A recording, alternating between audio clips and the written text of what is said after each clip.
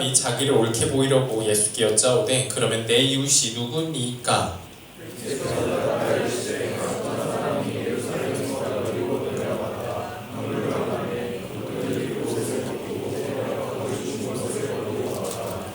마침 한 제사장이 그 길로 내려가다가 그를 보고 피하여 지나가고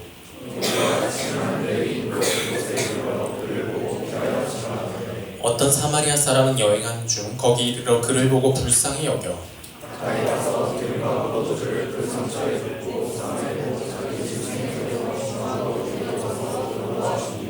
그 이튿날 그가 주막 주인에게 데나리온 2를 내어주며 이르되 이 사람을 돌보아 주라 비용이 더 들면 내가 돌아올 때에 갚으리라 하였으니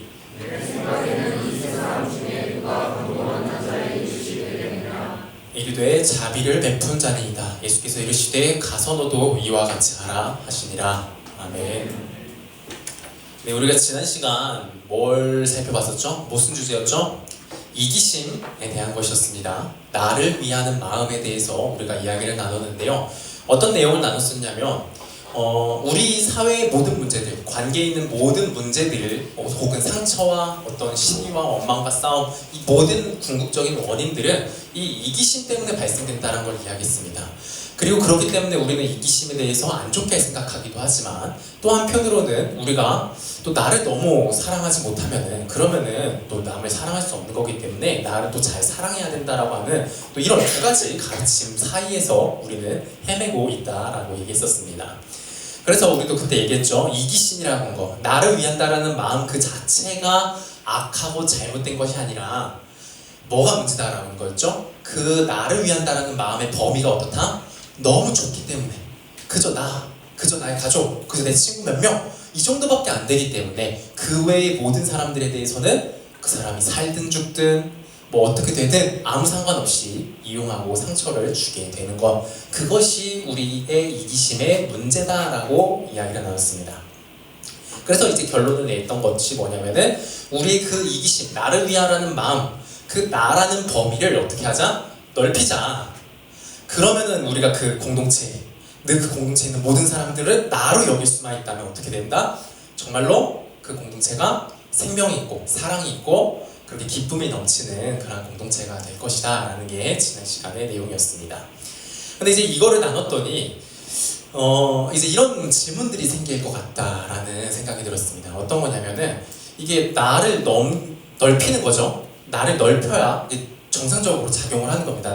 나를 위하는 마음이 문제가 되는 것이 아니라 좀 더 선이 되고 사랑이 넘치게 되는 그런 것으로 좋게 작동을 하려면은 내가 넓어져야 되는데 그 나의 범위를 도대체 어디까지 해야 되는가? 도대체 어디까지가 나의 이웃인가? 라는 질문을 해볼 수 있을 것 같아요. 그렇죠? 그렇잖아요. 나를 넓히면 되긴 하는데 도대체 어디까지? 라는 이 질문이 있는 거죠. 이런 질문을요, 실제로 예수님께 드렸던 사람이 있어요. 오늘 우리가 읽은 본문의 말씀이 바로 그 내용인데요.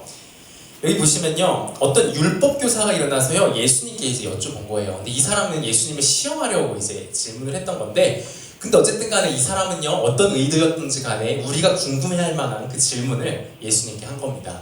뭡니까? 내 이웃을 제 자신같이 사랑하라. 그래서 그래, 네 사랑해라 라고 했더니 그 사람이 29절에 뭐라 그래요?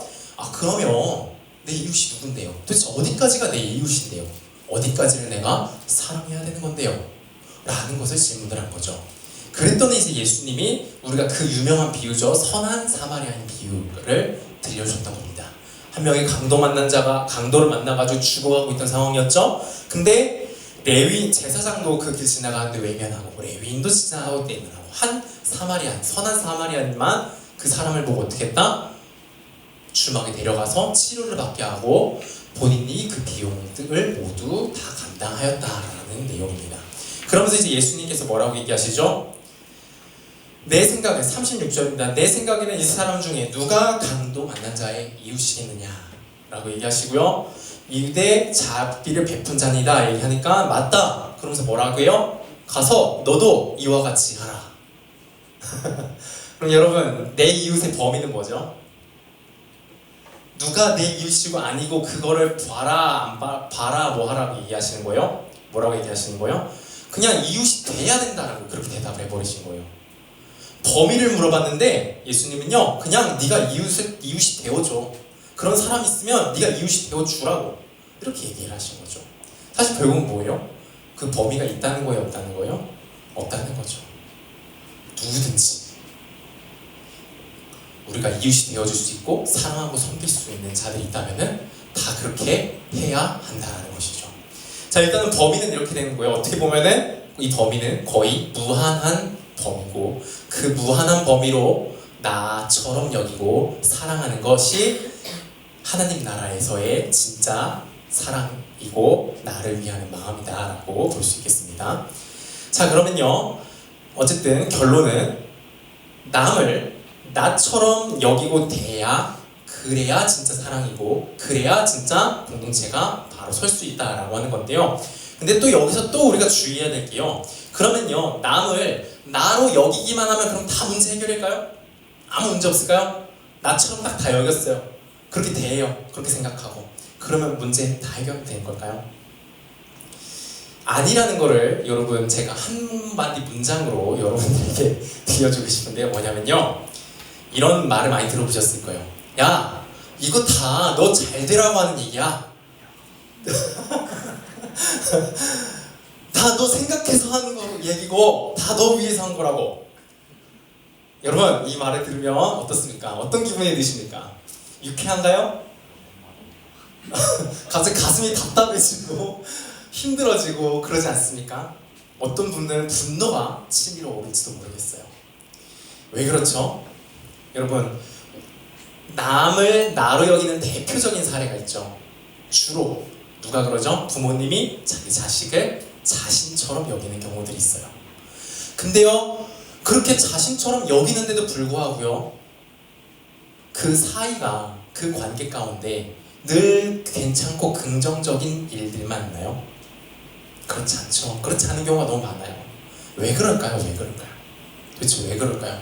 나처럼 여겼잖아요. 나를 사랑하듯이 그 사람을 사랑하려고 했잖아요. 근데 왜 문제가 발생하는 걸까요? 왜 그 받는 사람은 그게 힘들고 오히려 고통이 되고 폭력이 되는 일까지도 벌어지는 걸까요? 그 이유를 우리 두 가지 정도로 얘기해 볼 수 있을 것 같아요. 우리는요, 나 자신에게 하는 것조차도요, 바르지 않은 것들이 있어요. 나 자신에게 하는 것도요, 늘 선만 행하지 않는다라는 거예요. 그러니까 이게 뭔 말이에요? 나에 대해서 내가 하는 그 사랑도요, 왜곡되고 일그러져 있고 오류가 있다라는 거예요. 그러다 보니까 나의 그 오류가 있는 그 사랑을 나처럼 여기면 어떻게 하는 거예요? 똑같이 오류를 범하게 되는 일들이 벌어지게 되는 거죠. 여러분, 우리는 우리를 자신을요, 완벽히 사랑하지 못한다는 것을 아주 일상의 단편적인 예시들만 봐도 알 수 있어요. 여러분, 잠을 잘 자야죠. 내 몸을 정말 잘 사랑한다면 어떻게 해야 돼요? 잠을 잘 자야 돼요. 근데 때로는 우리는 욕심에 사로잡혀서 내 몸에 뭘 안 줄 때가 있어요. 적정한 수면을 주지 않을 때가 있죠. 그리고 여러분, 밤에 라면과 야식 먹으면 괜찮습니까? 진짜 날 사랑하는 겁니까? 아닌데도 불구하고 우리는 흔히 쉽게 그런 일들을 하죠. 근데 뭐 가볍게 이렇게 얘기했지만 정말로 실질적으로 이제 그 상대방을 좋게 해주겠다라고 하는 그것들 가운데 우리는 그것이 오류가 있고 문제가 있는 것들이 많이 있다라는 겁니다. 자, 그리고 두 번째는요, 나는요 나 자신에게 하는 것이라 생각을 해요. 정말 그렇게 생각해서 막 행동들을 하는데 어떤 경우가 있냐면 정말로 나 자신에게 하는 것처럼 똑같이 하지는 않을 때가 많다는 거예요. 그런 때도 있다는 거예요. 그러니까 대표적으로 뭘까요? 실수할 때, 어떤 잘못을 반복할 때. 여러분, 나 자신에게도 나 자신도 실수하고 잘못하면 어때요? 죄책하고 자책하고 하죠. 뭐라고 하죠? 그러면 이제 나처럼 여길 때 어떻게 행동하냐면은 그 사람에게 어떻게 하게 되냐면 잔소리 하게 돼요. 당연히 애정이 있으니까 잔소리 좀 하게 돼요. 근데 이 잔소리 하는 것도요, 정말 나 자신에게 잔소리 하는 것처럼 잔소리 하냐는 거예요.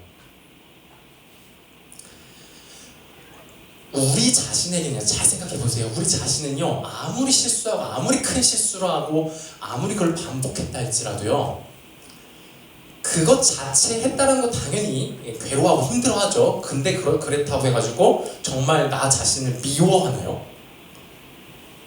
나를 포기해버리나요? 나에게 어떤 막 엄청난 형벌을 막 가하고 그러나요? 안 그러죠? 근데 우리는 남에게는 이 기준이 굉장히 엄격해져요. 아니 내가 몇 번을 얘기했는데 지금 넌 또 실수를 하니? 이런 식으로 된다라는 것이죠. 그래서 그런 말이 있잖아요. 죄를 미워하되 죄인은 미워하지 말라라는 유명한 말이 있습니다. 이게 어떤 한편으로는 어떻게 죄와 죄인이 구별될 수 있냐라고 그거를 이렇게 반문하기도 하지만요. 여러분 이 문장이 정말 진리가 되는 때가 있어요. 정말 죄만 미워하고 그 죄인은 미워하지 않고 사랑해주는 경우가 있어요. 우리는 매일 목격하고 있어요. 뭘까요? 나 자신이요. 나 자신한텐 그래요. 네. 여러분 우리가 정말 남을 나로 여길 때 정말 죄는 미워하되 죄인은 미워하지 않고 사랑하는 그렇게까지 정말 나에게 하듯이 동일하게 사랑하느냐라는 거죠. 우리는 이렇지 못할 때도 너무도 많이 있다는 겁니다. 자 어쨌든 우리가 여기서 볼 수 있는 건 아까 얘기했죠. 범위가 어디까지는 얘기를 했고, 그리고 또 중요한 건 뭐예요? 나를 남으로 여길 때 남을 나로 여길 때 반대죠. 남을 나로 여길 때 뭐가 중요하다? 바르게 사랑해야 되는 겁니다. 우리는 자꾸 오류가 있어요. 잘못 사랑하는 것이란 말이에요. 그래서 우리는 어떻게 사랑해야 되는가, 그 구체적인 사랑의 표현이 좀 어떠해야 하는가, 이것까지도 우리가 좀 잘 배우고 행동해야 될 필요가 있어요. 그래서 그거를 우리가 좀 성경에서 좀 배워보는 시간을 갖도록 하겠습니다. 에베소서 5장 28에서 29절입니다. 한번 찾아볼까요? 에베소서 5장 28에서 29절입니다. 에베소서 5장 28에서 29절 함께 읽어볼까요? 시작! 이와 같이 남편들도 자기 아내 사랑하기를 자기 자신과 같이 할지니 자기 아내를 사랑하는 자는 자기를 사랑하는 것이라. 누구든지 언제나 자기 육체를 미워하지 않고 오직 양육하여 보호하기를 그리스도께서 교회에게 함과 같이 하나니. 28절에서는 딱 그거 얘기하고 있죠. 사랑하려면 어떻게 해야 된다? 나 자신처럼 여겨서 사랑해야 된다. 그거를 이야기하고 있어요. 그리고 29절에는요, 그럼 그 자기 자신같이 어떻게 사랑하냐를 얘기하고 있는 거예요. 그 구체적인 표현을요. 뭐예요? 양육, 보호해주고 양육하는 거. 이게 사랑의 아주 중요한 표현입니다. 첫 번째 보호예요. 뭘 보호하는 걸까요? 해로운 거, 악한 것으로부터 그 사람이 해를 당하지 않도록 보호해주는 거.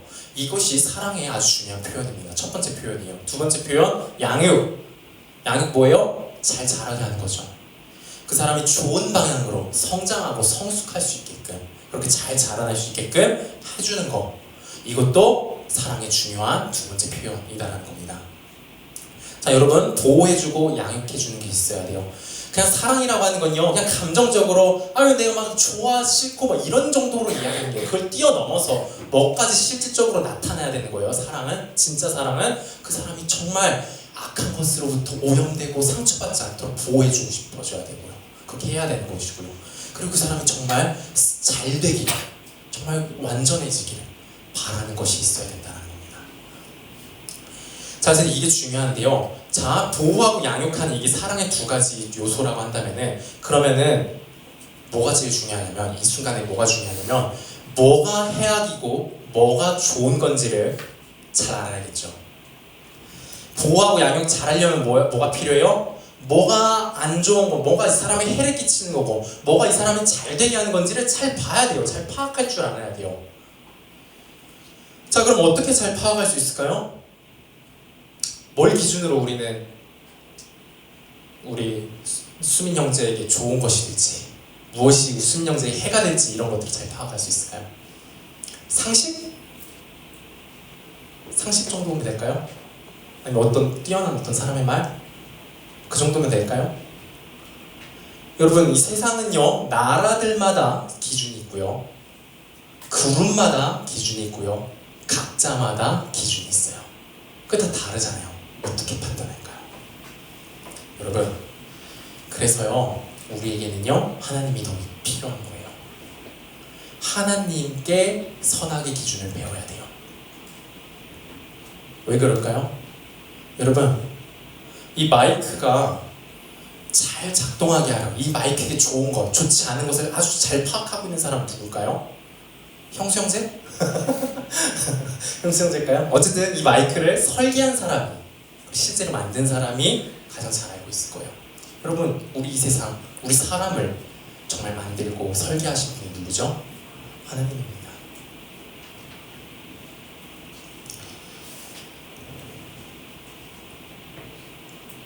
그래서 여러분, 하나님께 이걸 잘 배워가지고 그 기준대로 정말 보호하고 양육해야 되는데, 이거를 가장 잘했던 사람이 있어요. 아주 가장 잘한 사람, 완전하게 행한 사람이 있는데요. 그분이 누구시냐면 바로 예수 그리스도이셔요. 우리 아까 에베소서 5장 29절 보면요, 다시 한번 볼게요. 누구든지 언제나 자기 육체를 미워하지 않고 뭐예요? 오직 양육하여 보호하기를, 이게 사랑이라고 얘기했어요. 근데 이게 누가 하는 거래요? 그리스도께서 교회에게 함같이 하나니. 누가 지금 완전하게 했고 행하고 계시고 앞으로도 그렇게 행하실 거예요? 예수님이요. 여러분, 예수님께 배워야 해요. 어떤 게 진짜 선이고 어떤 게 악인지, 무엇으로부터 보호하고 무엇으로부터 더 채워지게 둬야 되는 건지. 그리고요, 여러분, 예수님이요, 이 보호하고 양육하는 이 사랑을 위해서요, 어떻게까지 하세요? 자기 생명까지도 버려가면서까지 하셨고요. 그리고 그래서 그걸 통해서 뭘 하고자 하셨어요? 예수님이 가장 하고자 했던 그것, 그래서 결국 이루셨던 그건 무엇이죠? 우리를 구원해서 어떻게 하는 거예요? 하나님과 다시 화목하게 지내게 하는 거예요. 그걸 위해서 이 모든 것들이 있다고요. 이것을 행하셨다고요. 여러분, 이를 통해 우리는 알 수 있어요. 최고의 사랑의 행위. 우리가 당연히 여러 가지 사랑의 행위들을 해줄 수 있어요. 근데요, 최고의 사랑의 행위, 이거는 꼭 해줘야 되는 사랑의 행위이자 최고의 보호이자 최고의 양육은 뭐냐면요, 그 사람이 하나님과 다시 화목하게 되는 거예요. 다시 하나님께 나아가게 하는 거예요. 다시 하나님과 친밀하게 하는 거예요. 하나님과 그 모든 교제를 누릴 수 있도록 해주는 것, 어떻게든 하나님께 더 가까이 나아가게 해주는 것, 그게 최고의 사랑의 표현이고 최고의 사랑이요, 보호요, 양육이다라는 겁니다. 여러분, 그래서 우리가 이것을 예수님이 가장 잘해주시고 계시고 지금도 하고 계시기 때문에 예수님께 배워야 된다라고 했는데요. 여러분, 우리가 뭘 배울 때, 특히나 남을 챙겨주거나 어떤 남과 교제하거나 할 때에 가장 잘 배우려면 뭘 해야 되냐면은 일단 받아봐야 돼요. 그쵸? 누가 제일 막 섬기고 사랑하고 이런 거 잘해요? 챙기는 거 누가 잘해요? 챙김 받아본 사람들이 잘해요. 그만큼 사랑 받아본 사람들이 잘한다고요. 여러분, 그래서 제가 오늘은 이런 말씀 드리고 싶어요. 예수님이 지금도 우리에게 이 어마어마한 사랑을 부어주고 계시거든요. 예수님의 사랑을 그냥 좀 마음껏 받아보시고 누리시기를 바라요. 그렇게 해서 우리 예수님께 그 사랑을 배우고 그 예수님을 따라서 정말 최고의 완전한 그런 사랑을 행하는 저와 여러분이 다 되면 좋겠습니다.